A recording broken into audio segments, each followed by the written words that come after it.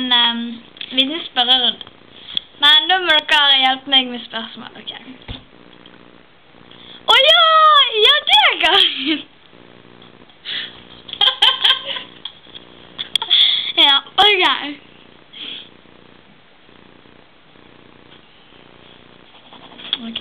Ok, vi skal gjøre et spørsmål. Har dere til? Så er dere flink. Men da. Ja, ok, jeg har en bra en.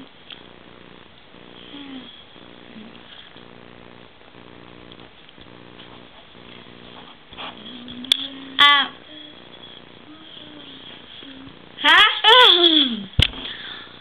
Har du en til? Da er vi enda gladere. Ja! Det var bra. Ok, da begynner vi å male seg ned. Ok, jeg må bare se hva hva er din favorittfilm?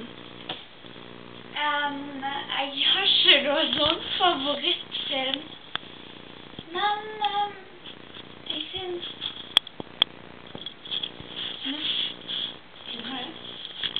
ja, kom an. Jeg synes sånne skumle filmer er gøy. Ok. Hva gjør du på nå? Nå? Du sitter her og venter på at du skal stille deg og spørsmål, men som du ikke har skrevet ned en gang. Ok.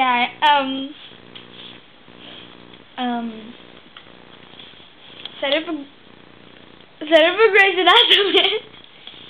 Nei, jeg ser ikke mye på TV. Det er bare fordi at jeg ikke har kanaler på mitt TV, og så gidder ikke jeg å gå opp, og så bare... Her er TV-en til Amalie.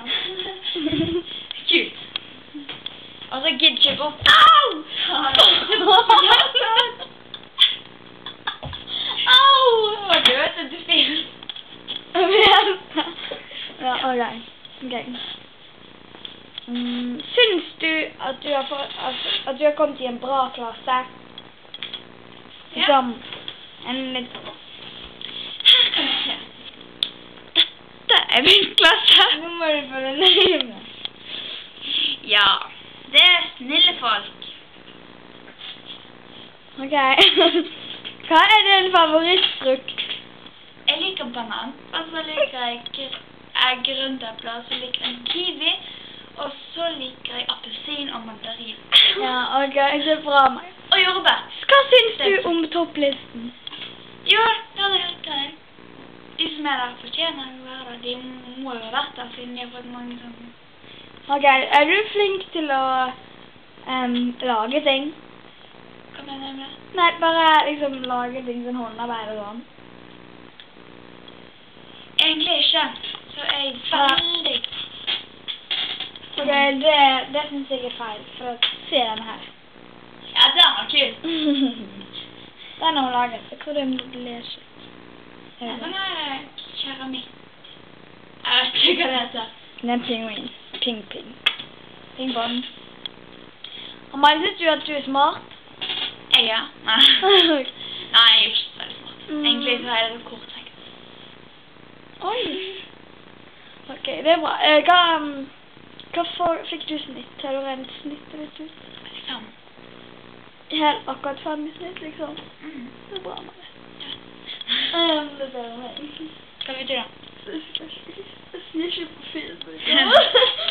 Ok, men, ok. Anbefaler du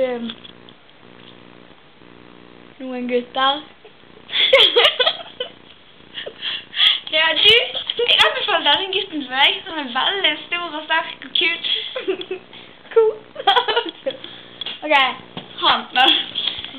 Amalie pekte på han. Nei, jeg tror du får finne meg, gutt. Ok, men da sier vi god natt. God natt.